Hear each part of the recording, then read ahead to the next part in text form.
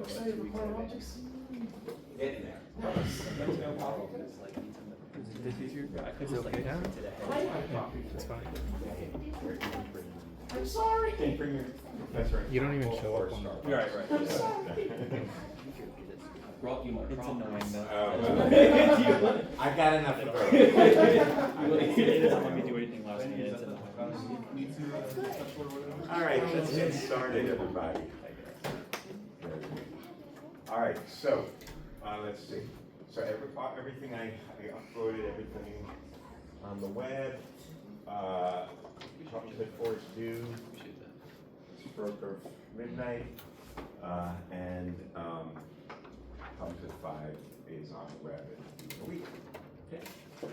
Yeah. If you're turning in physical copy, where do we go? I couldn't find the. A physical piece of paper. So 1900s. Anyway, you can put it in Andrew Forbes' mailbox, which should be out in front of you. Yeah. Okay, so you want Andrew Forbes, not your mailbox? Yeah, it's easier to get to. Okay. Yeah. All right, very good. So, right. So last time we talked about the optical block equations with T1 and T2 times relating to the decay of population coherences, which is we wrote down phenomenologically in the same way that we think about a damped harmonic oscillator. We're putting friction in a phenomenological way without really deriving it from first principles. And we can do the same thing in quantum mechanics, where we have, usually the Schrodinger equation is a reversible has reversible oscillations, but in practice, those oscillations always decay, and the decay is happening because of other physical effects, but we can lump it all into an effective decay constant. And of particular interest when we're thinking about coherent control of coherences in atoms or in matter more generally is a fundamental damping that will always happen due to what we call spontaneous emission, which we will derive later in the semester from first principles.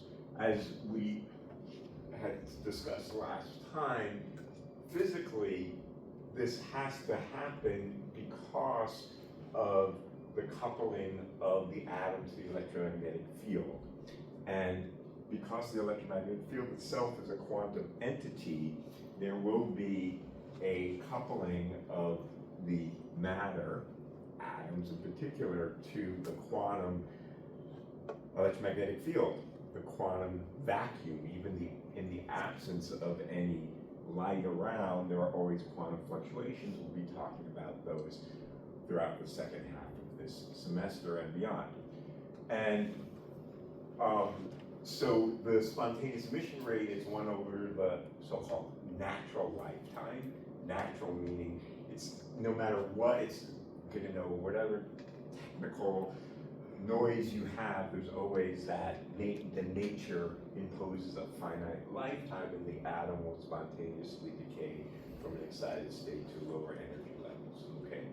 And Einstein actually originally derived this from thermodynamics. And in some, arcane literature that we still use, sometimes the spontaneous emission rate is called the Einstein A coefficient. We'll talk more about those later. There's the Einstein A coefficient, the Einstein B coefficient. Maybe you've heard of those things before.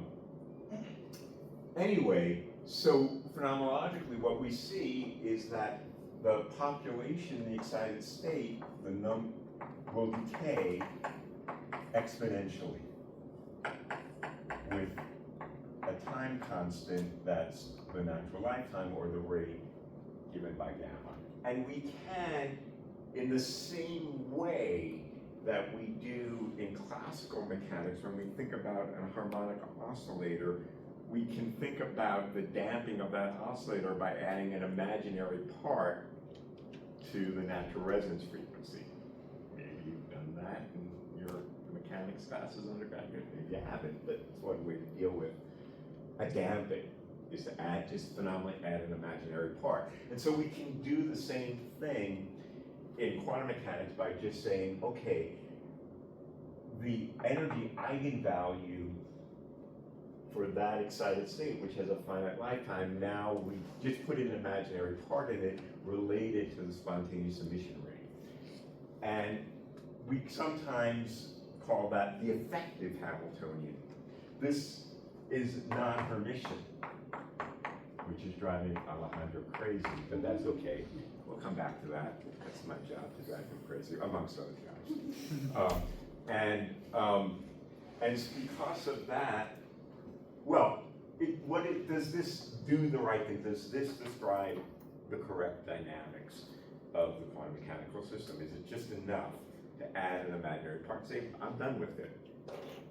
Well, we can just look at the Schrodinger equation in the absence of the driving, say, the Rabi oscillations. If we just look at the two-level system, this Hamiltonian, we can ask we have the Schrodinger equation, which tells us we have the probability amplitudes, C and E, to be in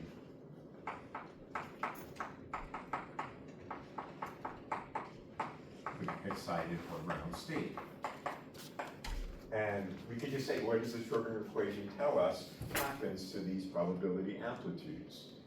So these are this is the Schrodinger equation for those amplitudes, and we just have the exponentiation of these two terms, and what we see is the probability amplitude has an oscillatory term, it has a phase that oscillates as a function of time, but the magnitude will decay, and we put this over 2 because gamma is defined as the rate of decay of the population, or the probability, not the amplitude. That's why that factor of 2 is put in. And so the probability to be in the excited state, which is, I'm interchanging these two. Sometimes we call it the probability, sometimes we call it the population. They're just interchangeable. We sometimes use one notation, sometimes we use the other. Will decay. And that's, in fact, what we measure. We see exactly that. But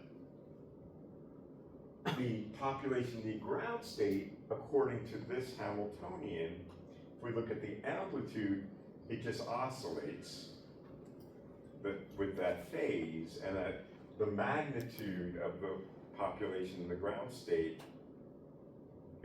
doesn't change. And that's not correct if it's a two-level system, because we know we should have refeeding. The population in the ground state should grow as we lose population in the excited state. So this is not the whole story, but it's part of the story, and it can be effectively, as we're saying, if I had a metastable state here, and I ignored this and I had some other metastable state, and I just looked at this transition. So why does the Hamiltonian need to be Hermitian? The Hamiltonian needs to be Hermitian because the time of evolution, we usually say, has to be unitary. Because unitary evolution conserves the norm, and the norm of the state is the total probability to be in somewhere in Hilbert space, and that should be conserved. Unless it's not, because we've chosen to only look at a subspace of the system and not the whole space, and then population can leak out of a subspace, and that evolution is described perfectly well by a non-Hermitian Hamiltonian, okay? It's only when we have to take into account everything that it must be Hermitian and thus unitary. But if we look at a subspace within the whole Hilbert space, population can leak out, and it's perfectly legit to talk about a non-Hermitian Hamiltonian in that context. Okay. However, if we're considering, say, this two-level system where population decays down to this, what this is telling us, we can't account for that with any deterministic differential equation. There's no deterministic exponential will describe the state of the system in that case. Because this spontaneous process is random, will mean that the state of the system will be random. And because we don't know that information, that means we no longer have a pure state. When we have complete information, the state of the system is pure. But when we have lost information as to whether the photon was emitted or not, the state of the system is mixed. And so in the phenomenological way, we saw the Bloch vector spiraling into the Bloch sphere is a manifestation of loss of information. And the description of the state is necessarily no longer described by a single state. It must be described by a mixed state. And that evolution we call the master equation. Okay? So the master equation is a generalization of the Schrödinger equation that includes this spontaneous emission, for example, or any other kind of dissipative processes. And it looks kind of like, remember the Schrödinger equation, sometimes known as the von Neumann equation for a density matrix is this part, okay? And but when we have this dissipative process, we have an extra term which we call the Lindbladian. We'll talk about the Lindblad master equation in great detail next semester. Right now we're just kind of seeing how it might come about in a somewhat phenomenological way. But interestingly, and keep this for the future, for next semester, say, oh yeah, I remember we talked about that right before fall break, I completely forgot it. But we can break up the Lindblad master equation into a part that looks like the Schrödinger equation with a non-Hermitian Hamiltonian. That is not trace preserving. The trace of rho would decrease because the Hamiltonian is not Hermitian, so probability is not conserved.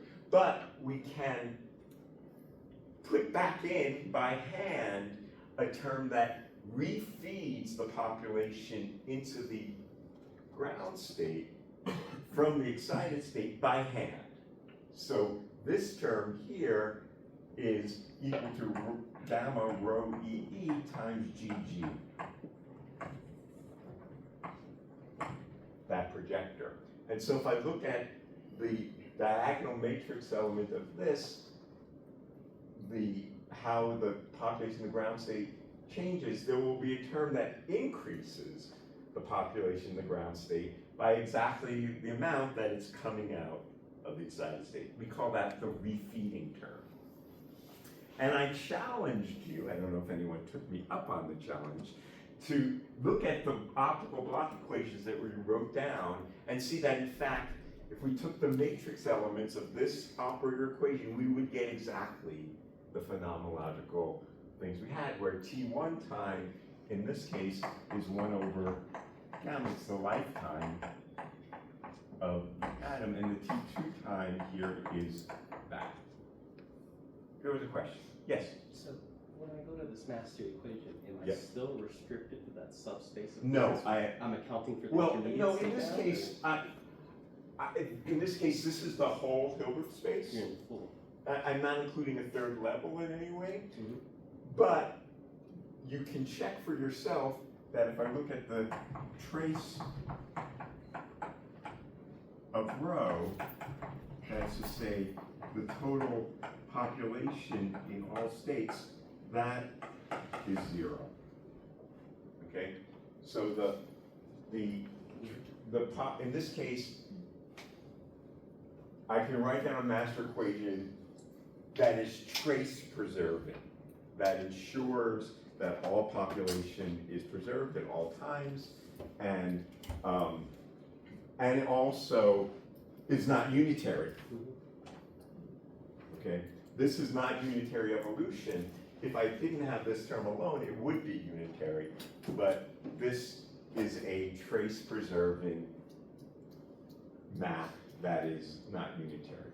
Yes, sir? I just want to make sure, you're equating the repeating term to the Lindbladian, that is what they are? No, this is one, this is not the same because there's another term. The Lindbladian involves that and the imaginary part. Okay, so it's not a one-to-one. That's it's a one, yeah. But that's a little bit foreshadowing. We'll come back to this a little bit later, well, after the New Year. It's tomorrow. Not this, the Jewish New Year, it's 56, 80, I don't know what year it is according to Genesis, but anyway. All right. So, with that said, this is the master equation for a two-level atom in quantum optics, including spontaneous emission, okay? We have the decay of the excited state here, and the population in the excited state changes exactly oppositely, so that the sum of these guys is that. And coherences oscillate and decay. And of course, population can change through the Rabi oscillation. So this is including now the terms, the two-level out of the dipole interaction that we've been talking about. And so this is the optical block equations. The optical block equations is the master equation. They're one and the same. Okay, so what we were talking about last time, and I hope to better finish today, is to look at the sort of solutions to this equation, okay? So, as I say, one of the things we want to think about and understand hopefully better today is the similarity and differences between this problem of the two-level atom, the driven two-level atom,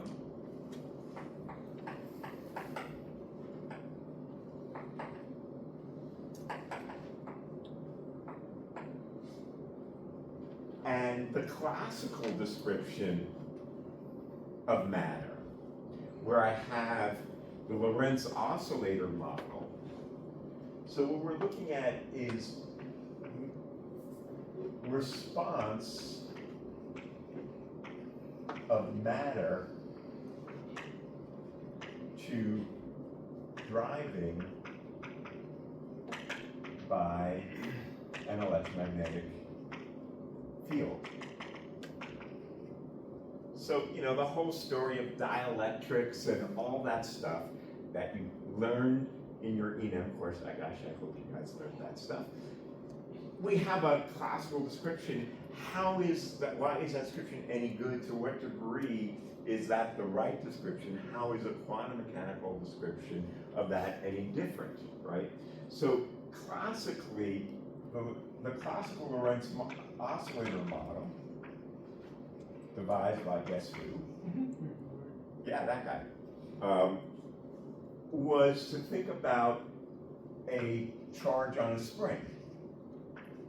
So the idea, you know, at that point they had discovered the electron and, you know, the nucleus and Rutherford and all that stuff. And, you know, the idea was that it was kind of bound, somehow the electron was bound to the nucleus, and to some degree you can think about it like a harmonic oscillator with some resonance frequency and some phenomenological damping. So it's a simple harmonic oscillator model, right? And then you send in an electromagnetic wave. Maybe it's polarized in some way, and it induces a oscillating dipole, and that oscillating dipole then can re-radiate, and that re-radiation creates interfering with the forward scattered wave, gives us an index of refraction. Some amount of the energy is absorbed by the atom, right? And that depends on the damping, because there is, you know, the Joule heating, all the stuff that we learn about in ENM. So how is the quantum mechanical description different from this?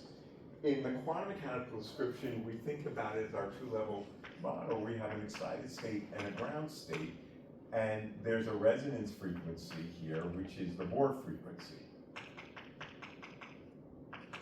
And we're sending in the same light with some frequency here. Let's say this is the light or the laser in our case, and it's near resonance with some laser frequency, okay? Usually we think about, well, one of the ways, it's sort of the way you're taught in a lot of modern physics is that this looks almost nothing like this. It seems to have absolutely nothing to do with this. You think about this as, oh, there's absorption, there's a quantum jump, and there's energy levels. What the heck does this have to do with this? Is it any weird thing? Well, let's take a look. The optical Bloch equations will tell us how to think about this. So in particular, one question we can ask is, so let's say I start in the ground state. And now I'm shining this laser light on this atom. It has this resonance. The light is very close, or close enough to be this level that I can think about it as a two-level system, okay? And now I want to know, what is the induced dipole moment? We know, in the ground state there's no dipole moment, but now if in the Lorentz oscillating model, I polarize the system, right? I pull the electron away from the nucleus. It's oscillating, but there's an induced dipole. What is the induced dipole moment as a function of time? Well, I can think about that as by just calculating this quantum mechanically, okay? And we'll do everything in the rotating frame. So that's the induced dipole moment according to quantum mechanics, okay? At least it's the expected value thereof. We can ask that. I mean, the dipole, whatever, anything quantum mechanics always could be random to something, but I can ask what is the expectation value of the dipole moment. This, as we said, in the rotating frame, we have to go into the frame co-rotating at the frequency of the laser. And so this is time dependent. And so this is equal to the dipole matrix element, which I'm calling DEG. And then I have my two-level system, and I go into the rotating frame, and I get this.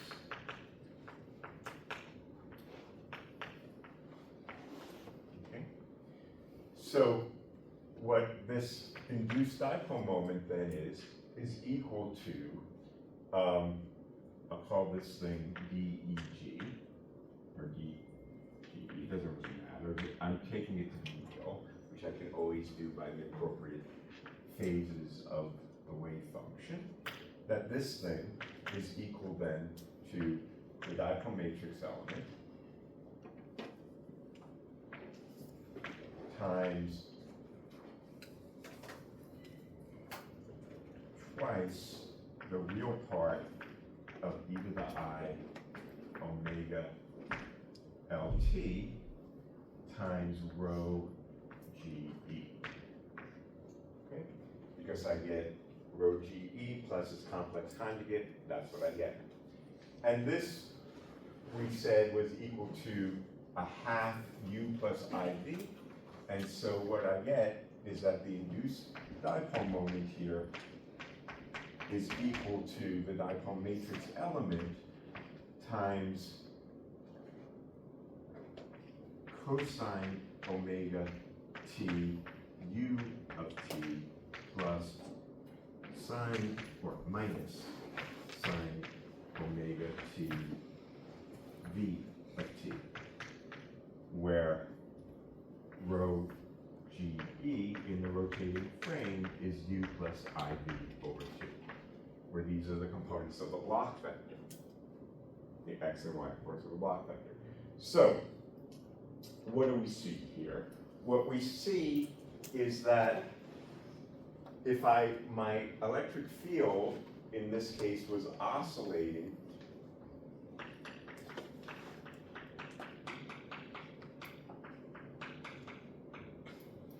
let's just say it was oscillating as cosine, as I've written it, as zero phase, then the induced dipole moment will have some term that oscillates in phase with the laser and some term that oscillates in quadrature laser, and the amount that oscillates in phase and in quadrature depend on the coherences that depend on the real and imaginary parts of the off-diagonal elements.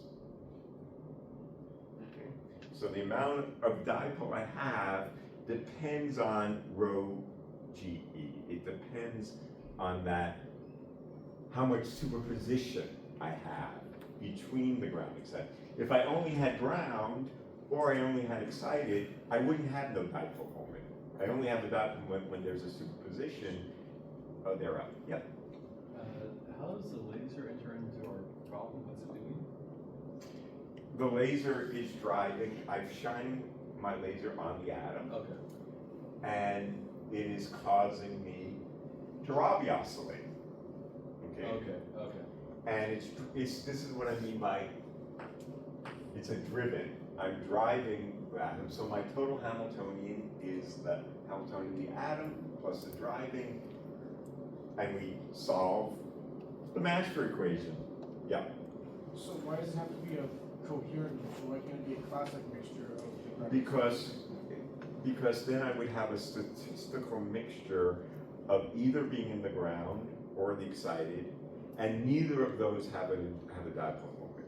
The only dipoles, because remember, if we thought about this, for example, as an s orbital, for example, and this is a p orbital, neither of those guys have a dipole moment. The only thing where we have a dipole moment is when we have a superposition. And it's that superposition that where the probability amplitude of the electron on average is separated from the nucleus. Otherwise, it's equally away from the nucleus. It's only the superposition that gives me a dipole moment. Thank you. Okay? Yes? Did we have some specific form for DRF, or are we just keeping it abstract and saying? No. This is the form that the dipole operator is equal to when projected onto the two-level system.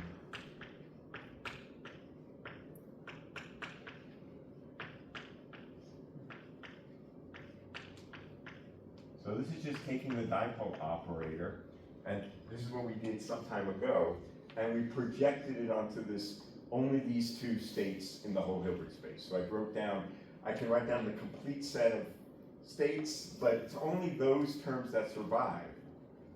And this I'm calling DEG, and this I'm calling DGE, but I'm taking this to be real, so I factored it out. Well, I say GE, man, sometimes that's what my brain does.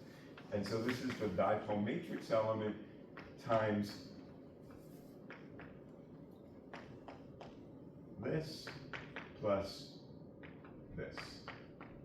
So that's just a reduced form of the dipole operator when I restrict myself to the two-level system. Then I went to the rotating frame and I picked up these things, and that's what I did. Okay, good. So with that said, in order to solve this equation, I need to know what this is, okay? What is this, or there's real and imaginary parts, or the whole complex thing? Well, to do that, we have to solve the master equation to find out what is the induced coherence, okay? And in particular, of particular interest, in the same way we do with the Lorentz oscillator model, what we're interested in is, what is it after the transients die down, okay? Which is a few lifetimes. At that point, I've reached steady state. I have a driven damped harmonic oscillator, or I have a driven damped two-level atom. After, there'll be a transient, and then it will come to some steady state. Yeah? So the right way to think about this thing is the S orbital and P orbital, there's an oscillation between. There is a, if I were to look at this, there is a superposition right? And then change it. And with that, so if I had an equal amount of this and this with a plus sign, remember the sign of the wave function is positive here and the sign of the wave function is negative here. I add these two together, then it would look like this. And then at a later time, it would look like that. So if I were to think about the wave packet is oscillating, sort of. It is, but we have to think about, as I'm going to say, one of the purposes of today's lecture is to understand to what degree should I just think about this like the Lorentz oscillator model, and to what degree is it not? How is the quantum mechanical system different? So let's let this play out, and we'll see where those contrasts lie. All right, so we want to solve this equation in steady state. So in steady state,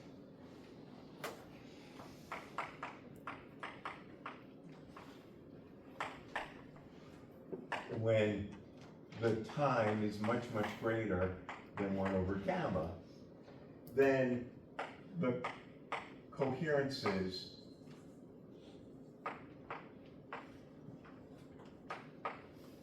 or any of the matrix element, they no longer changing in time, okay? So they come to steady state, that means their time derivative is now 0. So if we look at that equation, that says that's equal to minus I delta minus gamma over 2 rho GE minus I times the Rabi frequency over 2 times rho G. Okay? So that tells me that the steady state solution, I'll call that SS for steady state.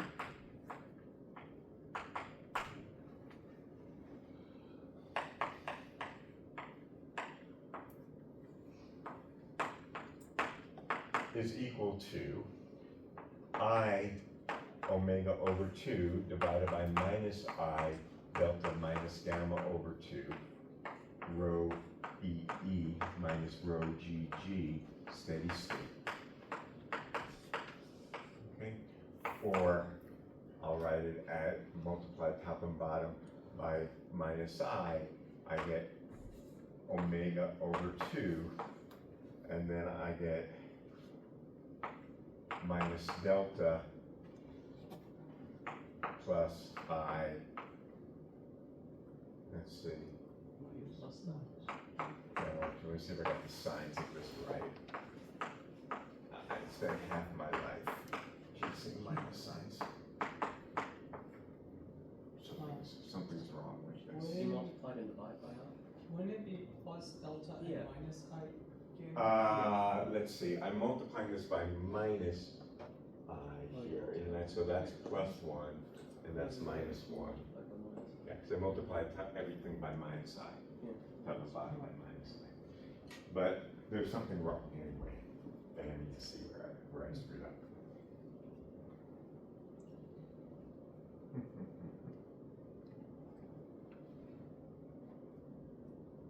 Where did I screw up?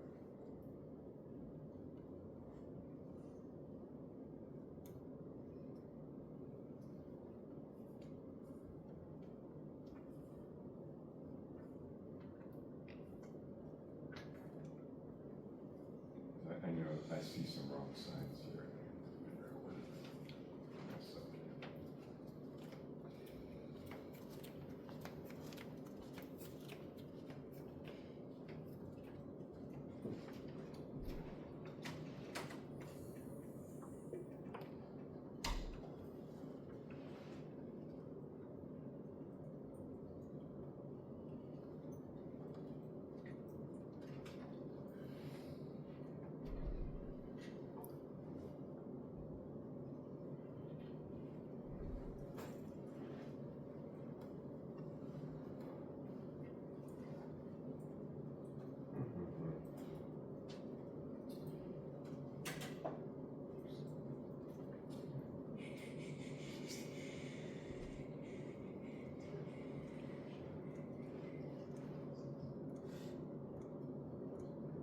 Oh, this is correct, but I see something is wrong here. Something is wrong here.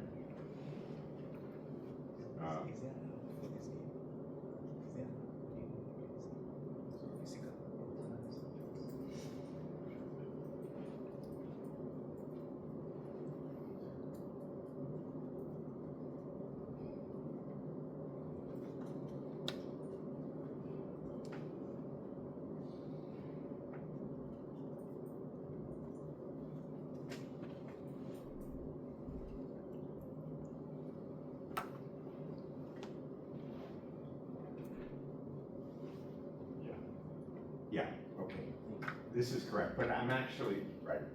This is the problem, because this is really what I want to write down. And okay, now I'll explain where. These two things are equal because this is the complex conjugate of this, right? So this, but here I'm interested in rho EG because I want to know the thing that oscillates where I wrote down like this. This is the real part.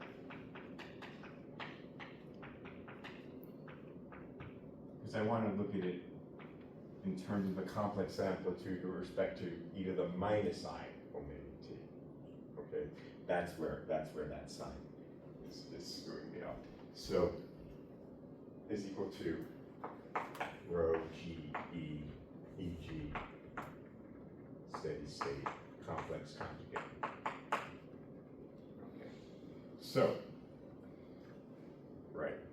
So what that tells me is that rho EG steady state is equal to minus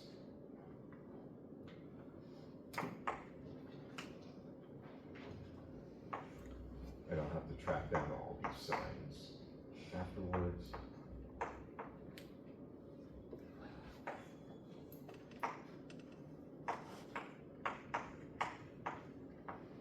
That's just a complex conjugate. That is correct. Okay. Very good. So, with that said, this is the general solution in steady state. It says this is the amount of coherence I have, depending on how much population inversion I have in steady state. Let's consider the case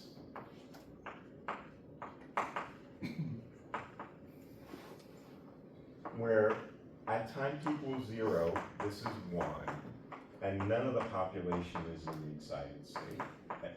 Okay, that doesn't really matter. And then in steady state, I'm going to look at the condition where in steady state, this guy is much, much less than 1, okay? And this guy in steady state is approximately equal to 1 plus corrections of order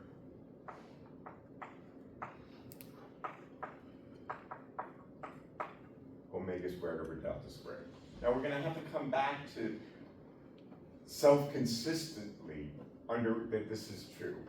But when I'm detuned sufficiently far compared to resonance, really more generally what I should say, they're of order omega squared over the magnitude of delta minus I gamma over 2 squared.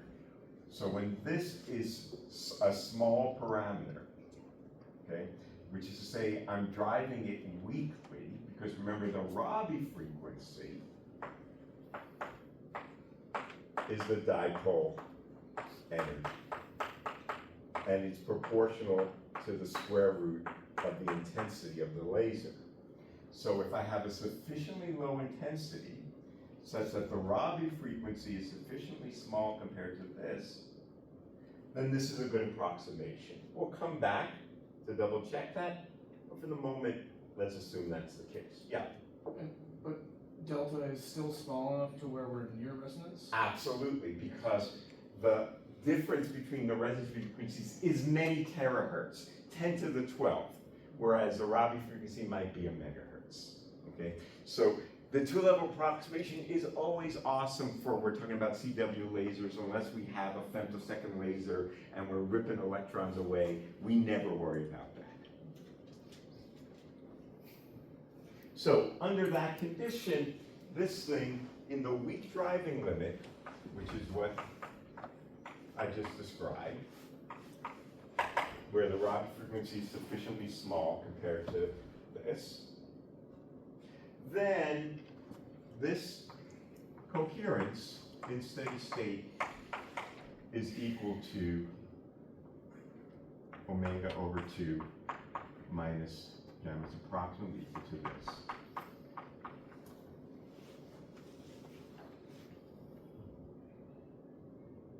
Does that function look familiar to anybody? So Lorentzian, right? You guys remember that. The gamma made my PTSD. So that is, I can rewrite this in terms of its real and imaginary parts as omega over 2 minus gamma minus delta squared over 4 plus I gamma over 2 delta squared plus gamma squared over 4. Remember, delta is the difference between the applied frequency and the resonance frequency. Yeah. So, since we're considering the steady state Yeah. steady state case, we're already assuming that gamma is something small, right? Not necessarily. No, I mean, the steady state is just saying that the time that we're looking is sufficiently long compared to 1 over gamma. So it's just, we got to wait a few natural lifetimes. Okay. The natural lifetime for, say, the first excited state maybe is a nanosecond. So after a few nanoseconds, the system comes to steady state, and the density matrix of the system is steady state. So to ensure that for this correction, that, you know, It just means that all that we're saying is that the driving is weak. okay. The intensity of the laser is sufficiently low that the Rabi frequency is small compared to this. Okay. That's what we're assuming right now. So it's Okay. This is the weak driving limit. Okay. Okay. So let's think about this. What is the induced dipole moment according to this? The induced dipole moment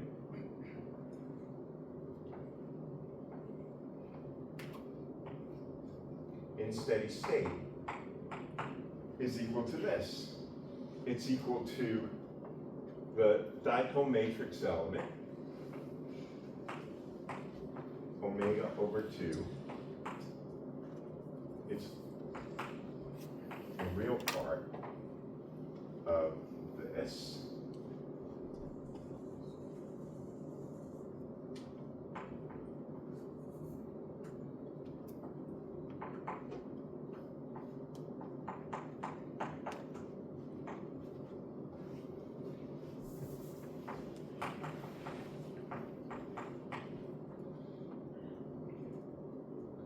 Remember, omega, I said, is written over there.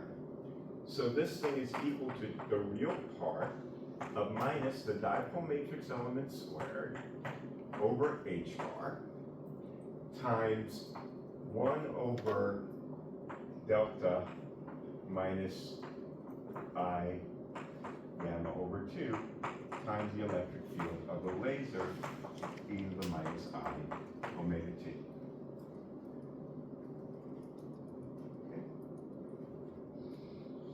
So,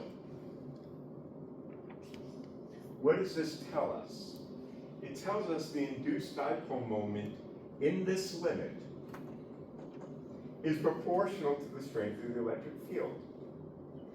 And that so we had no dipole moment, but we polarized it. This thing is the atomic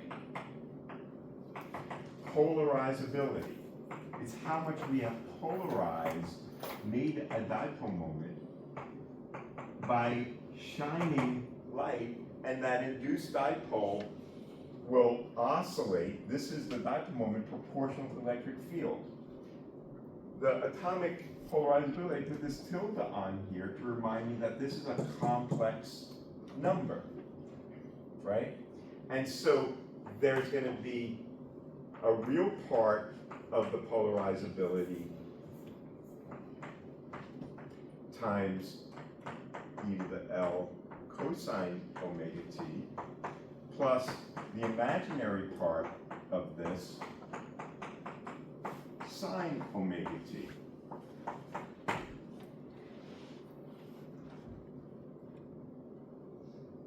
What is this saying? It's saying two things that I want you to focus on. One, in steady state, in this limit, the dipole is oscillating. At what frequency is it oscillating? It's oscillating at the frequency of the drive. It's not oscillating at the frequency necessarily of resonance in the same way as a harmonic oscillator, right? If I have a harmonic oscillator, here it is, a sling, it goes like this. And now I shove it like this, it will oscillate at the frequency of the drive, not at the natural resonance frequency, once steady state is achieved. Moreover, it has some amplitude that oscillates in phase with the laser, and some amplitude that oscillates in quadrature with the drive.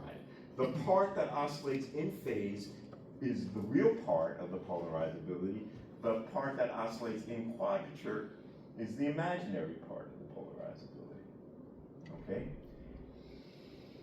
The polarizability here depended on this coherence. So the real part is here and the imaginary part is here. This is the real part of the polarizability is proportional to this. The imaginary part of the polarizability is this. This object is what we call the complex Lorentzian.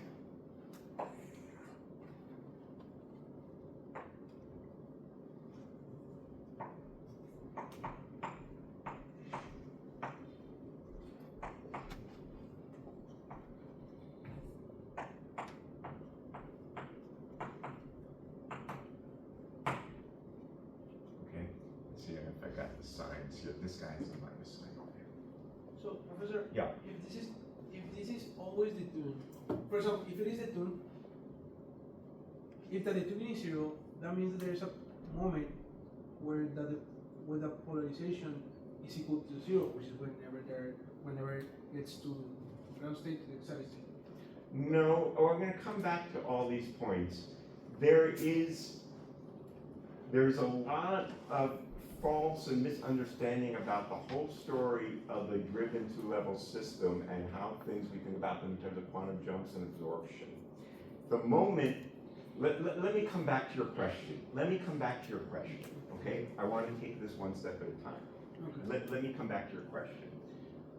I want to just look at these different pieces of this guy, all right? So I want to look at this complex Lorentzian, and I want to first ask you, if I look at the real part of the polarizability, which is proportional to the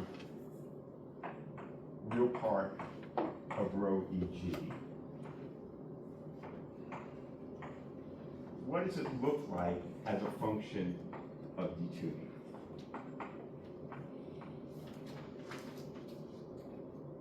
What is this?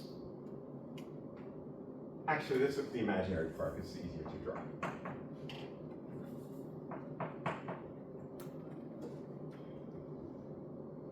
You're on a desert island. You don't have your graphing calculator with you. You want to sketch a function. How in the world do you do it? In your head. What you do is you look at the asymptotics of it, and then you just fit lines to it. So when delta is very, very, very small, what does this thing look like? Well, when delta is very, very small, well, it's some constant over here, right? And then it falls off quadratically. This thing falls off like 1 over something. So it looks like something which falls off like 1 over squared. And then, okay, that's the imaginary part of this, which goes like 1 over delta squared asymptotically with that algebraic tails. That's called a Lorentzian, right?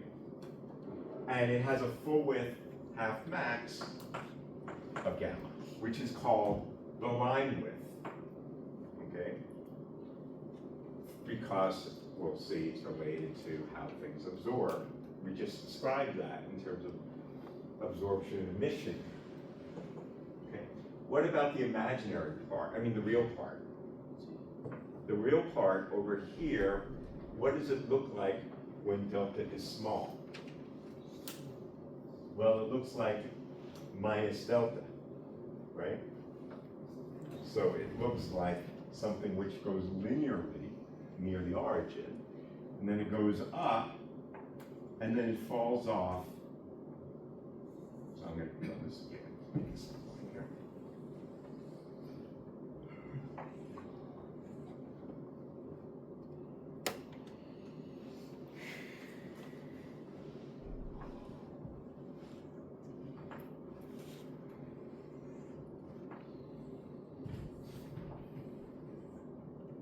So this falls off like 1 over delta, and that falls off like 1 over delta squared.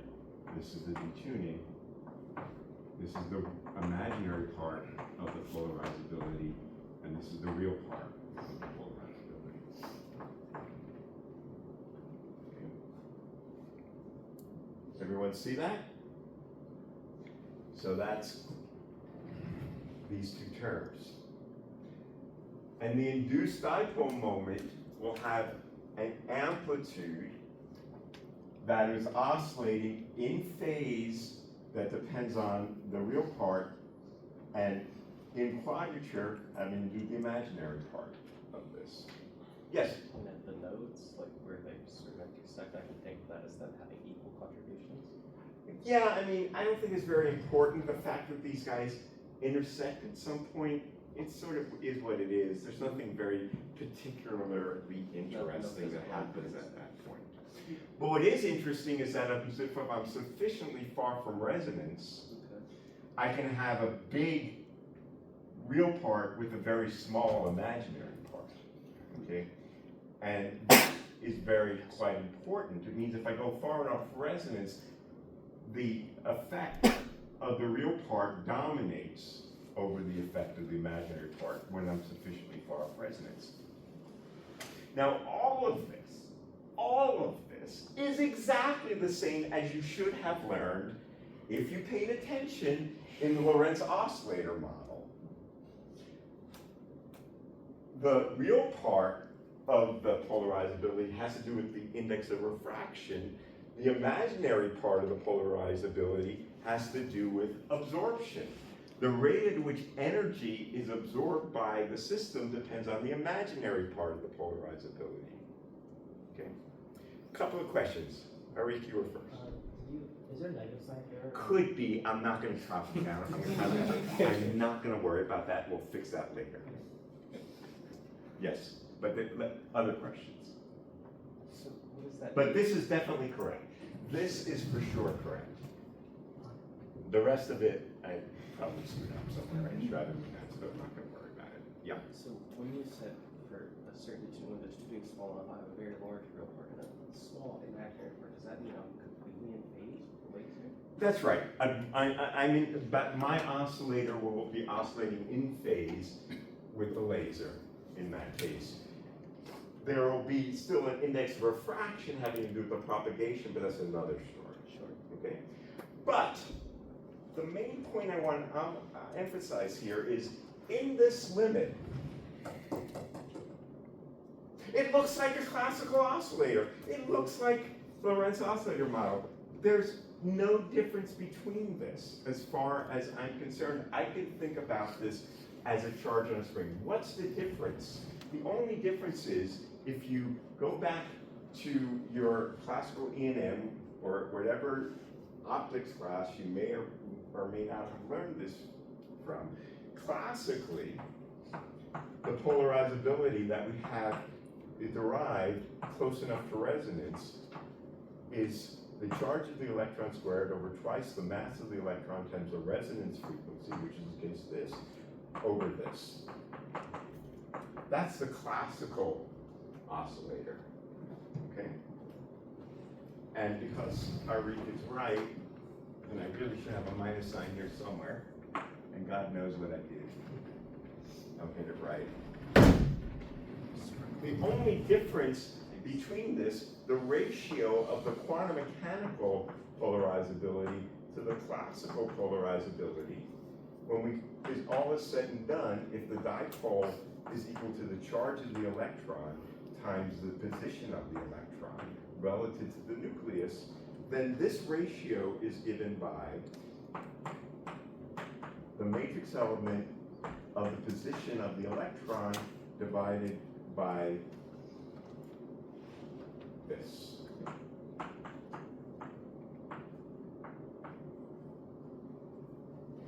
The only difference between the quantum mechanical guy and the classical guy is the classical guy is a factor we call F. This ratio we call F.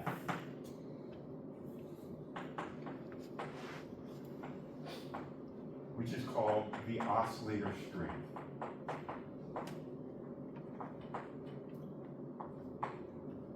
The oscillator strength, Lorentz, put in by hand. When people measured the spectrum and the absorption and the line widths of atoms, it was the Lorentz oscillator model with a fudge factor. They call it the strength of the oscillator. But now we know it's not really a Lorentz oscillator, but it looks darn close to it, and the ratio between them is this. This is a length squared. What is this? Well, that's also a length squared. It's actually the 0-point energy of a harmonic oscillator that has this mass and this frequency. If you go back to your quantum harmonic oscillator, well, it's just numerology. This is a length squared, this is a length squared, this one's got h bar in it. But the essence of what we're saying here is that in this limit for weak driving, I should just think about the response of the two-level atom like our Lorentz oscillator. It ain't no different. It's just a charge on a spring, and that wave packet's going back and forth, just like Omar was asking, and it responds just like the Lorentz oscillator. There's no difference whatsoever, other than the strength of the oscillator, Lorentz oscillator. Even on resonance, even when delta is 0, as long as omega is small compared to gamma. Yes? So, for weak driving, there's no difference except for the strength. Right. We're going to now talk about the more general case. Okay? So, let's talk about the more general case.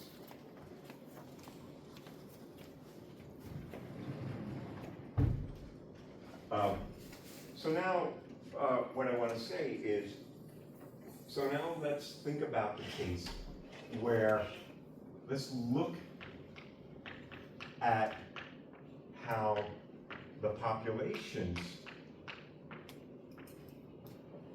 change after transients have died. So after the transients have died,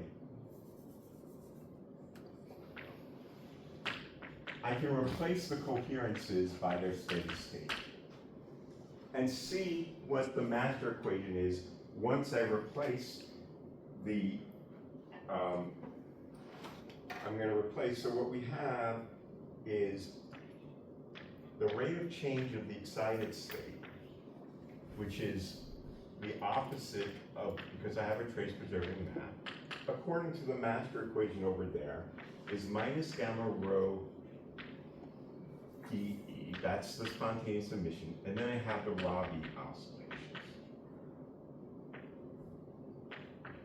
which are driven by the coherences.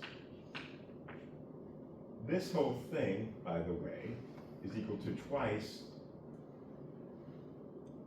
times I, the imaginary part of rho Eg. Right? Because it's that minus its complex conjugate. A complex number minus its conjugate is 2I times the imaginary part. So, one thing we see, even before I get to this, is that how much population is changed, how much I absorb and go from the ground state to the excited state goes at a rate that depends on the imaginary part. It's the imaginary part that's related to absorption. Okay? Now we can plug in the steady state solution modulo God knows how many sign errors I made along the way, and just plug it in. And what do we get? What we get is this equal to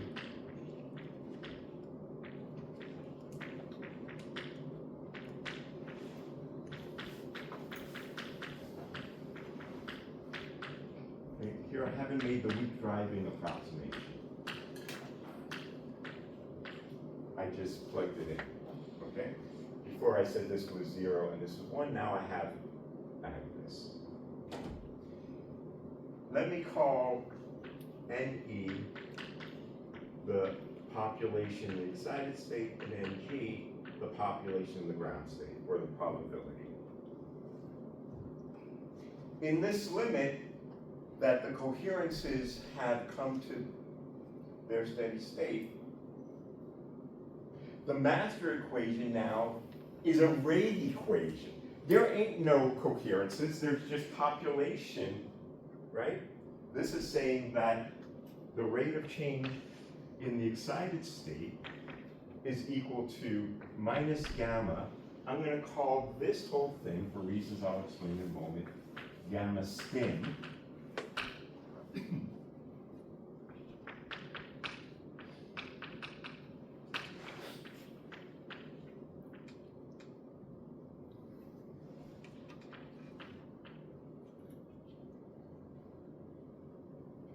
Let's see. Right.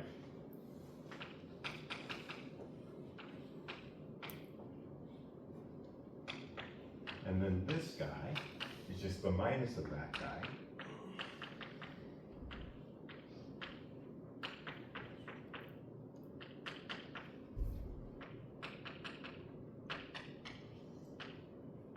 What's that? Oops, well, I'm sorry.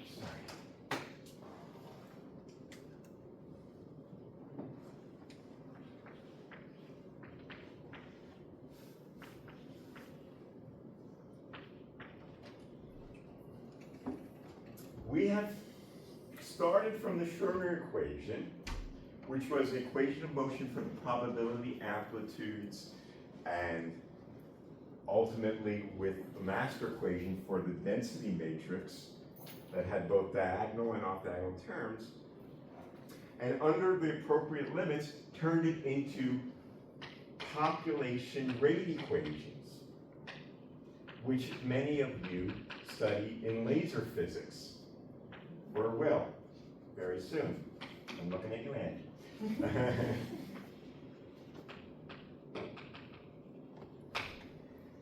But you're going to have a deeper insight into them because you see where it comes from the Schrödinger equation. And what aren't this? This I can think about as the rate of absorption due to, and this is the rate of stimulating emission.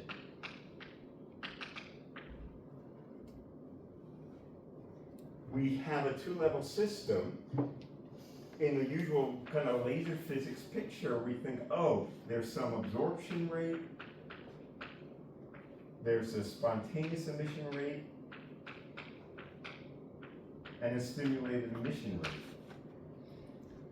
And then there's detailed balance, right? Population goes in, population goes out, and we can look at these equations in steady state, right? But that is really, in the background, is the Schrödinger equation. The Schrödinger equation which involves superposition and coherences, not just population jumping in between. There's always the master equation and the Schroeder equation under the hood, okay? And what is the stimulated emission rate and the stimulated absorption rate? According to Fermi's golden rule. I'm looking at you, the people who took Michael Gold's class. Matrix Thank you. Donald. What is it? So if I wanted to say the rate, say, of absorption, how would I calculate that according to Fermi's golden rule? There's a matrix element squared times density of states. That's right. So I have in this case, I go from the ground state to the excited state. I have the interaction Hamiltonian squared. I have some density of states at the energy that is the energy of the excited state equal to the energy of the ground state plus a photon. And then there's some factor, 2 pi h bar, to get right. That's Fermi's golden rule. And I claim that that's what this is. Where the interaction Hamiltonian is the dipole interaction, which involves the Rabi frequency, E dot E, is h bar omega over 2 sigma plus sigma minus, where sigma plus and sigma minus are thinking from the ground to the excited. This is what we had. I plugged that in here. Well, what's the density of states here if I have a laser? It's a monochromatic. This is not black-box duration. It's the fact that the excited state is not a sharp line. It has a line width.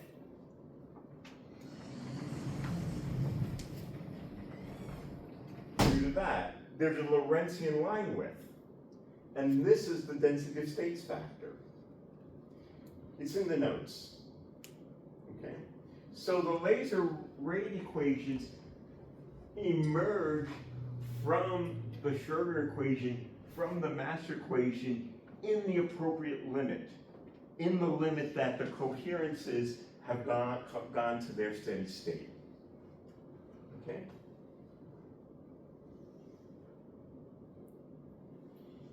The stimulated emission rate is the same as the absorption rate.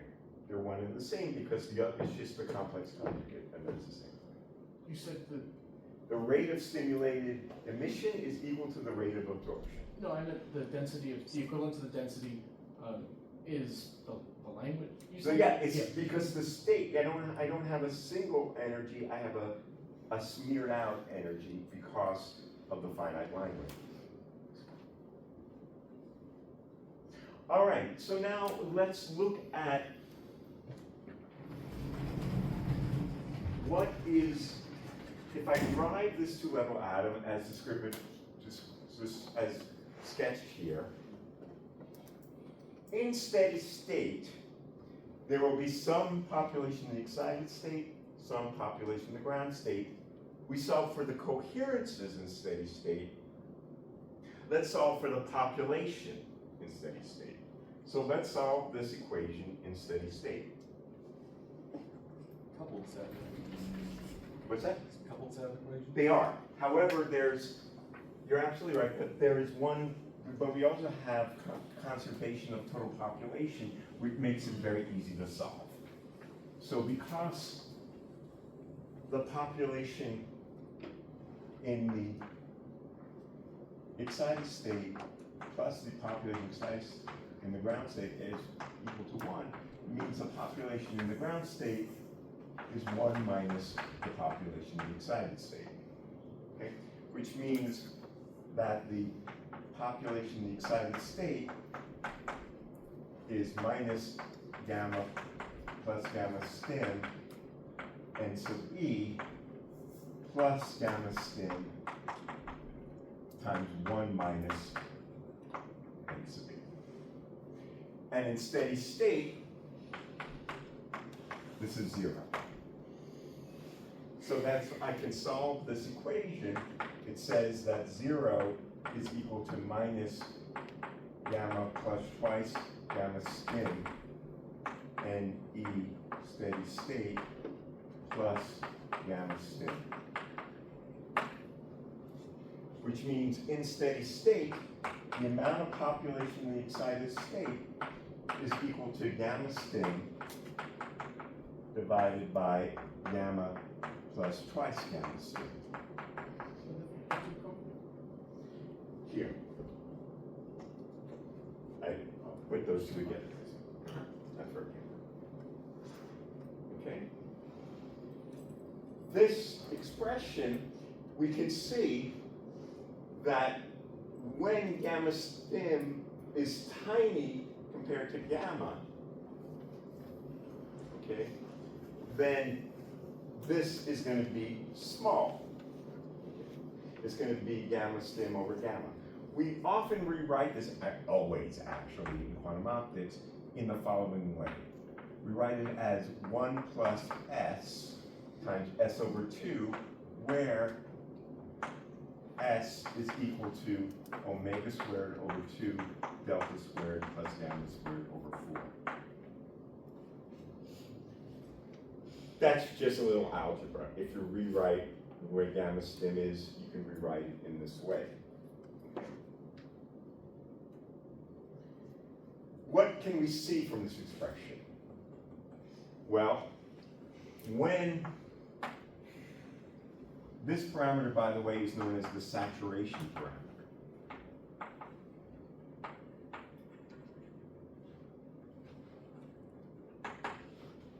When S is much, much less than 1, which is true when this numerator is small compared to this denominator, that's the case of weak excitation. What is the population in steady state, in the excited state, when this is true? Well, it's approximately equal to S over 2, right? Because if S is tiny compared to 1, that's what this is, which is much, much less than 1. So the condition for weak excitation is that the saturation parameter is small. The saturation parameter being small is when the Rabi frequency is small compared to the square root of that denominator. Okay? Yes? Why do they call it saturation parameter? I'll explain that in a moment. The population, the ground state is what? It's 1 minus this, which is 1 plus S over 2 over 1 plus S. Okay? So when S is much, much less than 1, this is equal to, approximately equal to 1. Plus corrections that are of order S, which is what I said over there. Okay? So when the saturation parameter is small, I can think about the population as being almost all in the ground state with a tiny amount in the excited state. Okay? Let's look in the limit that S goes to infinity. In that case, what is the population in the excited state in the limit that S goes to infinity? 1/2. 1/2, right? Because S is big compared to 1, S over 2. And what's the population in the ground state go to? Also 1/2, right? Because when S is very, very big compared to 1, this guy is negligible. And again, at that point, we have saturated the absorber. Oh. We have saturated the absorber because we have equal population in the excited and ground state. What is the density matrix in this case, in this limit as S goes to infinity? It's exactly. And what are the coherences? 0. A two-level atom is known as a saturable absorber. There's only so much it can saturate. It's not exactly, a Lorentz oscillator never saturates. At more amplitude, you could, as long as it's a harmonic oscillator, you can make a bigger dipole. There's a maximum dipole I can make in this system. This is a saturable absorber. And I just, we should go back to remind ourselves of the picture on the block sphere. Yeah. Okay, so in the rotating frame, we started the block vector state in the ground state. Okay, and then at the north pole is excited state. When we have damped Rabi oscillations, we eventually get to steady state somewhere.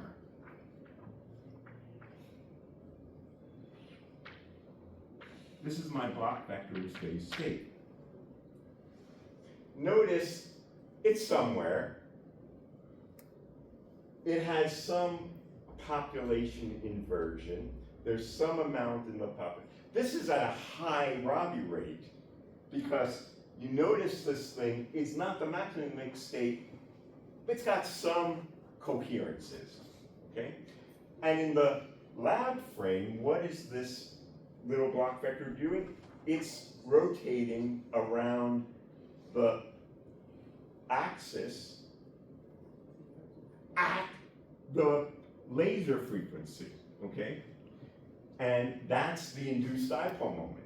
The induced dipole moment is the transverse component, which is just rotating around like this. Now, if I'm very, very far off resonance, in fact, the thing, it goes like this, and it's, the block vector never moves very far from the South Pole. If I'm very, very far off resonance, remember it oscillated like that when I had a huge detuning. And that's the case, ultimately, where I will have a huge dipole moment, okay? Because I'll have, and very, very, very, very little in the excited state, okay?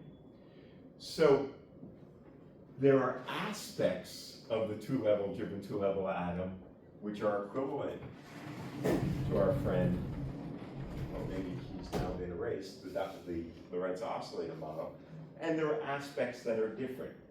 The two-level atom is not a harmonic oscillator of the electron, but when it's driven weakly, it sure looks like it. When it's driven hard, it's saturable and very much not like that. The laser rate equations are an approximate effective set of dynamical equations for the probabilities, which no longer say anything about superposition. It looks like there are quantum jumps between them, but the coherences are buried under the hood. They're buried under the derivation that we did, starting from the master equation and looking at the appropriate limits when the coherences have come to steady state. In that case, we have that. Yes? Weak driving, essentially in the harmonic oscillator. That's right. Strong driving is a saturable absorber. It's very different. So Rabi oscillations going from ground to excited are nothing like the harmonic oscillator. They're nothing like the Lorentz oscillator. How should I think of it in between? As in between. That's a good There's answer. really not much more to say. Except, maybe one thing I want to emphasize here, luckily this is sort of still here.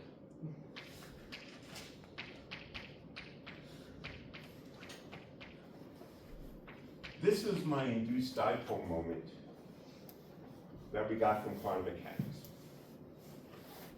Now, before steady state is reached, when we want to make a quantum gate, we want to do quantum computing with two-level atoms, we don't want to be in no steady state where lots of spontaneous emission happen. We want to be in the regime where the Rabi oscillations happen. Notice in that case, we have U and V are changing as a function of time. This oscillator is not oscillating at this frequency. It has AM modulation that is oscillating in time at the Rabi frequency. You've chosen it for the Rabi frequency? No, because this is the way in which the block vector moves. Remember, U and V are moving as a function of time with the oscillation frequency at the Rabi frequency, or the generating Rabi, which means that the oscillating dipole is going to have side bands on it. Okay? So the fluorescence that we see from this, and that's the whole story, which maybe we'll get to someday, but we got to get out of here, called the Marlowe triplet. So, to be continued.